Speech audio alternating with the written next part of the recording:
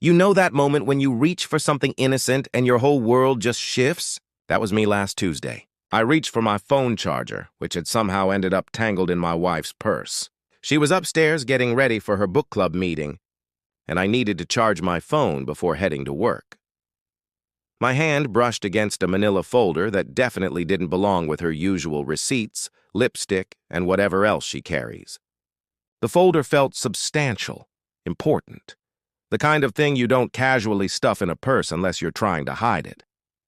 I pulled it out and saw my name typed across the top of the first page. Divorce papers. Fully prepared, professionally drafted divorce papers with my signature line highlighted in yellow, just waiting for me to sign my life away. The paperwork was thorough. Asset evaluations, property assessments, even a proposed custody schedule for our finances that heavily favored her. She'd listed our house value about $30,000 under market rate, conveniently forgetting the renovations we'd completed last year. My retirement account was somehow valued far below what I knew it to be. I heard her heels clicking upstairs. She was getting closer to the staircase. Quickly, I photographed every page with my phone, then slipped the folder back exactly where I'd found it. My charger was still tangled in the side pocket, perfect cover for rummaging through her purse. She appeared at the top of the stairs in that navy dress she wore when she wanted to look authoritative. The one she saved for parent-teacher conferences and important meetings. "Did you find your charger?" she asked, with that slightly condescending tone she'd been using more lately. "Yeah, just got it," I said, holding up the cord and keeping my face neutral. "Have fun at book club." She smiled that practice smile she'd perfected over 15 years of marriage. "We're discussing relationship dynamics tonight. Should be enlightening." The irony hit me. I just nodded. After she left, I sat in the kitchen staring at the photos on my phone. Every page told a story of calculated planning. She'd consulted attorneys, gathered financial documents, and even prepared talking points for our eventual conversation. This wasn't a spur-of-the-moment thing. This was a strategic operation. The timeline stamped on the documents made it worse. She'd started this process right around the time she began complaining about my work schedule. Although we need space conversations, that we should evaluate our marriage lines. She'd been laying groundwork while I thought we were going through a rough patch. I called a buddy who'd gone through his own divorce 2 years earlier. He gave me the name of his attorney, a woman who didn't believe in playing games when it came to protecting her clients. The next morning, I took a long lunch and met her downtown. Her office wasn't fancy, but she had a direct way of speaking that told me she wouldn't waste my time or money. I showed her the photos of the divorce papers. "Your wife's attorney did decent work," she said, scanning through the images on my phone. "But there are interesting assumptions here that work in our favor." She pointed out several areas where my wife had undervalued assets or made claims that could be challenged. The house valuation was laughably low. Retirement numbers were based on outdated statements. Several personal items were listed as joint property even though I'd purchased them before our marriage. "She's assuming you'll just sign," my attorney said. "Most people do. They see official papers and accept whatever's presented." We spent an hour going through everything. By the end of the meeting, I had a clear picture of her plan and my options. The attorney would prepare a comprehensive response to protect my interests. But she advised one thing I hadn't expected: wait for my wife to make the first move. Let her play her hand. When someone believes they have all the power, they often reveal more than they intended. That evening, my wife came home acting perfectly normal. She asked about my day, mentioned she might need to stay late tomorrow, and suggested we order takeout from the Thai place we both liked.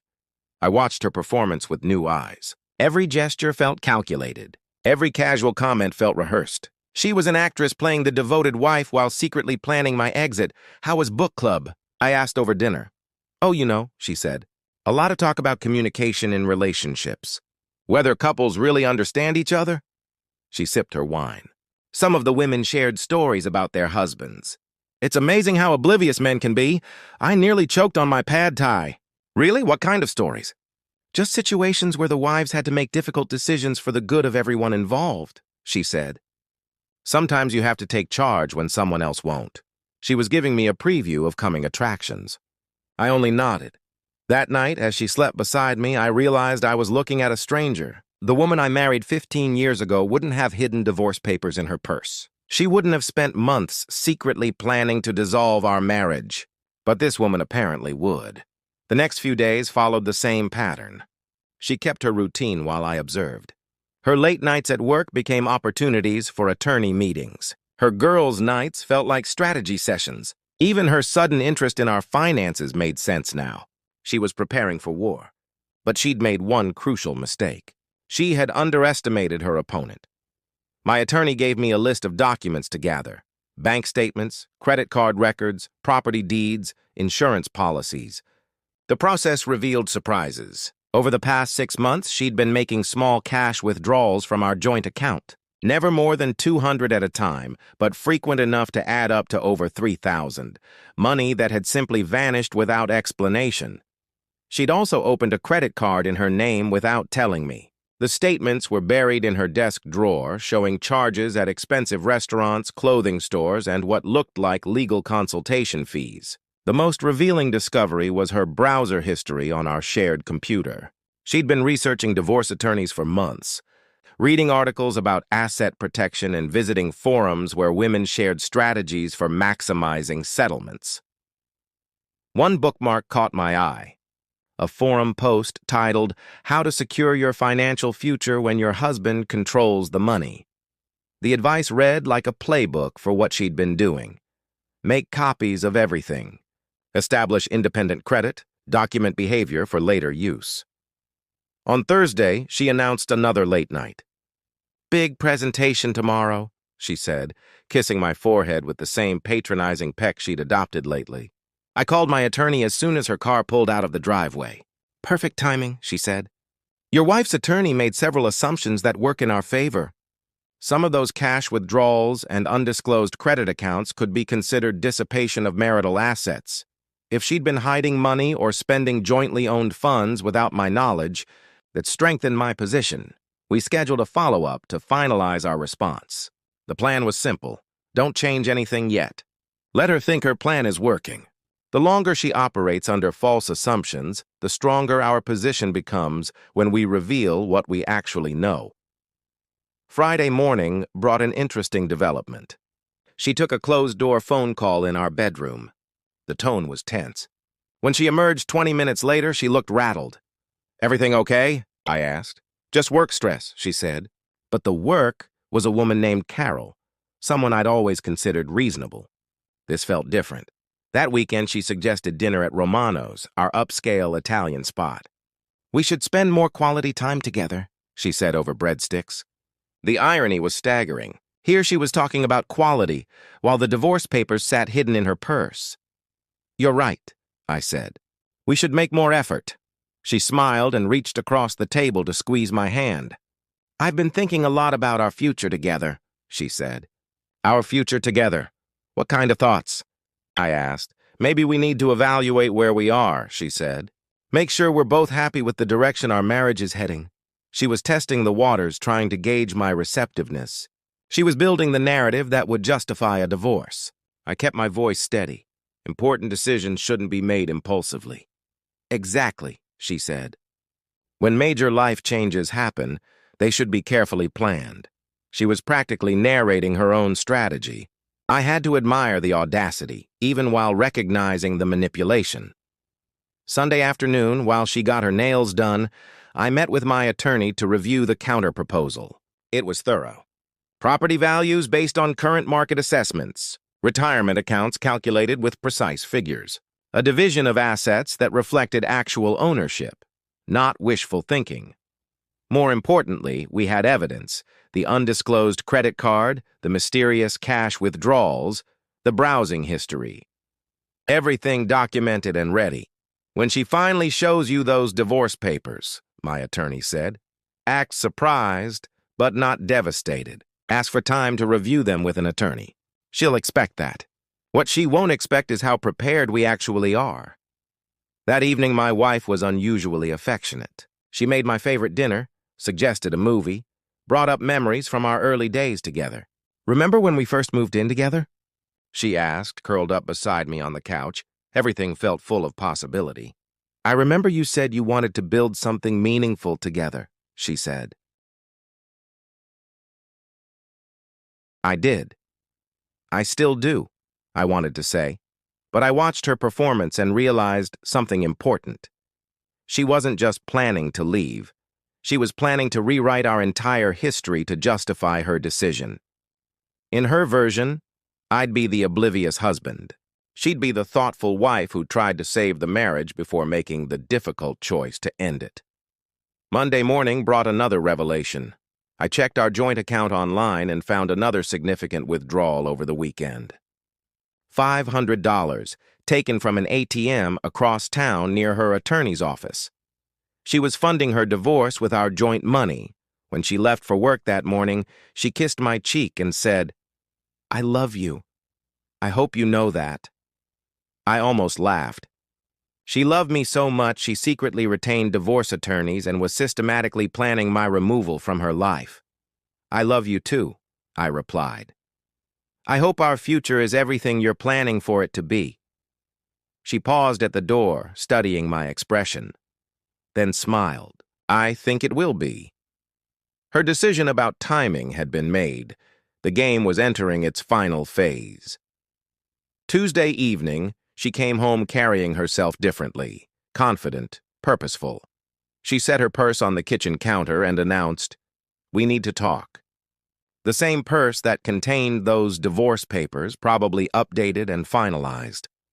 I followed her into the living room and sat while she stood, deliberately looking down at me. The power dynamic was part of her script. "I've been doing a lot of thinking lately," she began, using that measured tone she used when she wanted to sound reasonable. "I think we both know things haven't been the same for a while." "Okay," I said. "What conclusions have you reached?" She'd probably expected me to ask what was wrong or to reassure her. Instead, I asked for specifics. "You work constantly," she said. "We barely spend time together. When we do talk, it feels superficial. We're like roommates." "Interesting," I said. "So the solution you're proposing is what exactly?" "I think we need to seriously evaluate whether this marriage is working for either of us," she replied. "Evaluate?" I repeated. "That's a very businesslike approach to a relationship." She shifted and tried to look engaged, concerned, like someone trying to work together. "I've thought about this extensively," she said. "I think the honest answer is that we want different things." "What do I want from life?" I asked. The question frustrated her. "You want someone who will be satisfied with the way things are. Someone who won't challenge you to grow or change." "And what do you want?" I asked. "I want partnership," she said.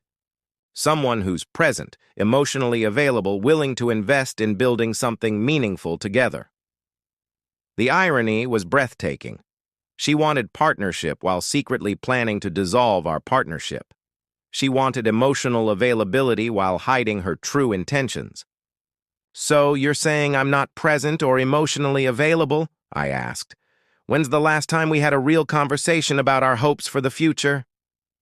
"Well," she said, "we're having one now."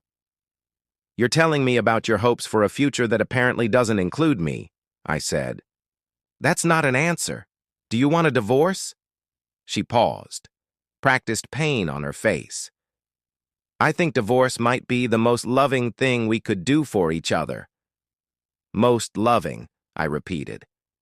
"Because nothing says love like dissolving a legal partnership." "Don't be sarcastic," she snapped. "This is difficult for me." "You're remarkably composed for someone who's supposedly devastated about ending a 15-year marriage," I said. "I've had time to process this emotionally," she said. "I've worked through the grief." She'd processed the end of our marriage while sleeping next to me every night, accepting anniversary gifts, making holiday plans. She'd moved through the stages of mourning while still living in it. "So you've already moved through grief while still living in our house?" I asked. "What efforts did you make to address your concerns?" "I tried talking to you," she said, "but your responses were defensive. You never really heard me." "What were you trying to tell me?" I asked. "That I was unhappy," she said. "That we needed to make changes. That sometimes being adult means acknowledging when something isn't serving anyone's best interests."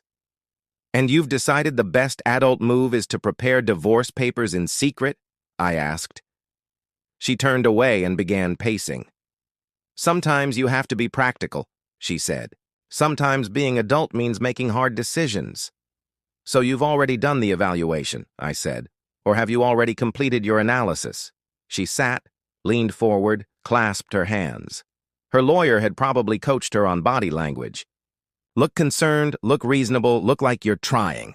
I think we should talk to lawyers, I said. Figure out how to do this fairly and amicably. She wanted me to get legal representation, probably to support her narrative that this was mutual. That sounds practical, I said. I'm glad you're being reasonable. After months of deception, she wanted me to be reasonable about accepting the end of our marriage on her terms. Oh, I'm going to be very reasonable, I said. You may be surprised by just how reasonable I can be. The next morning, she was already dressed and ready for work. Coffee is ready downstairs, she said, adjusting her earrings. I thought maybe we could talk more tonight about logistics and timelines. Logistics, I repeated. Actually, since you brought up lawyers, I took your advice. She froze, lipstick halfway to her lips. You called someone already? I did, I said. I figured if you were ready to move forward, I should be equally prepared. She studied my face. What did they say? Interesting things, I said, like financial disclosure requirements, asset documentation, timeline restrictions on major financial decisions. I didn't know much about that either until I spoke to an attorney. Her face went blank. Cash withdrawals, I said. Small amounts over time. The kind that might not be noticed unless someone is specifically looking for patterns. She set down her lipstick with deliberate care. Are you accusing me of something? I'm not accusing anyone, I said. I'm sharing what my attorney advised, that when one spouse plans divorce without the other's knowledge, courts view that as evidence. Hypothetically, of course. She sat heavily on the bed. What exactly did you tell your lawyer? The truth about our conversation last night, I said, and what they recommended: document everything, gather financial records, property information, and evidence of unusual expenditures. I scrolled through. Photos on my phone, the divorce papers I'd found weeks ago, screenshots of bank statements, credit card records. This is what proper documentation looks like, I said. Joint account statements, individual disclosures, draft legal documents, hypotheticals, things one might prepare when considering options. Her breathing turned shallow. You went through my things. I found the papers when I was looking for my charger, I said. Documents with my name on them, documents that are relevant to our future. That was private, she said. Decisions that affect both of us aren't private when they're made by one person without the other's input, I replied. I was trying to understand where we stood legally before having difficult conversations. So you spent months researching how to end our marriage while telling me you wanted to work on improving it, she demanded. I needed to know the best approach, I said. Divorce proceedings or marriage counseling? Because your documentation suggested you already had a preferred outcome. She couldn't craft an answer. Tears formed in her eyes, but they looked more like frustration than sorrow. This isn't how it was supposed to happen, she said. How did you mean for it to happen? I asked. I meant for us to agree to separate amicably, she said, to make it easier. Easier for who? I asked. She didn't answer. We both knew. The following days brought swift consequences for her plan. What she'd intended as a controlled dissolution became an exposure of her deceptive behavior. My attorney moved quickly. Within 48 hours, we filed a response that detailed every financial irregularity, every undisclosed account, every cash withdrawal that had funded her secret preparation. The court took notice. My wife's attorney called for an emergency meeting. They'd miscalculated my readiness. Suddenly, the house was worth $30,000 more than they'd reported. My retirement account numbers were corrected. Amazing how accurate appraisals become when someone is paying attention. When my wife came home that evening, her confident demeanor was gone. panic had replaced it. "We need to talk," she said. "About what?" I asked. "About your attorney," she said. "About the response you filed. You're making me look like a criminal." "I'm presenting facts," I said. "The behavior occurred. Whether it makes you look like anything depends on what that behavior actually was." "This wasn't supposed to be adversarial," she said. "I never meant to hurt you. You wanted to end our marriage on terms that heavily favored you while pretending it was mutual," I said. "That's not true," she whispered. "Which part? The terms that favored you or the pretending?" I asked. She went upstairs and closed the door. The next morning, my attorney called. "Your wife's counsel wants to withdraw their original filing and start over with accurate disclosures. After 9 months of preparation, they wanted to do it over. Apparently, when they realized their opponent had comprehensive documentation, they preferred to renegotiate rather than explain their initial claims to a judge." That evening, my wife returned with a manila envelope. "I'm withdrawing the divorce petition," she announced. "Why?" I asked. "Because this isn't what I wanted," she said. "I made mistakes. I handled this badly. You withdrew it because your strategy failed," I said. "Because you got caught. Because your attorney said your credibility was destroyed." "That's not why," she insisted. "Then why?" I asked. "Because I realized I still love you," she said. "You loved me 9 months ago when you started planning this, I thought. You loved me when you opened secret credit cards. You loved me when you withdrew thousands to pay attorneys. Love didn't stop you from doing any of that." "I'm sorry," she said. "I know I hurt you." "No," I said. "You're sorry you got caught." She started crying again. Different tears this time. Not manipulation. Genuine grief. "This is me recognizing I handled things badly," she said. "I want to try counseling. I want to rebuild trust." After 9 months of preparing legal documents to dissolve our marriage, she thought counseling would fix what she'd broken. "No," I said simply. "No counseling. No trying to rebuild trust. No pretending what you did was just an error in judgment." Her face crumpled. She tried to explain. I listened. She said she was afraid that she wanted to control our future. She admitted mistakes. "I need honesty," I said, "and dignity. We will end this properly. No more games, no more manipulation. Accurate paperwork, honest financial disclosures, fair asset division. If we can't agree, we'll let a judge decide." She stared for a long moment.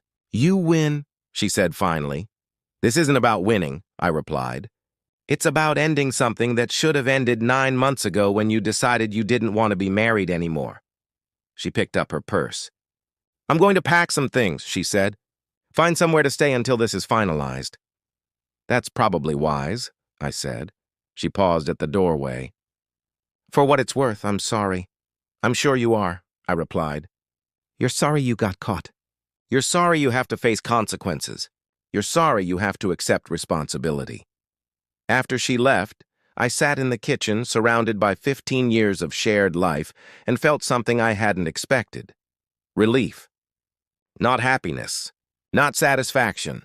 Pure relief. The weight of pretending everything was normal while knowing it wasn't was finally gone. My phone buzzed. A text from my attorney. "Ready to file accurate paperwork." "When you are," I typed back. "Let's get started." Some stories don't have happy endings, but they can have honest ones. After months of deception, honesty felt like victory enough. If you've made it this far, please subscribe to our channel. It helps us immensely. I've selected 2 other videos for you that I'm sure you'll enjoy. Click on them and I'll see you in the next story. See you soon.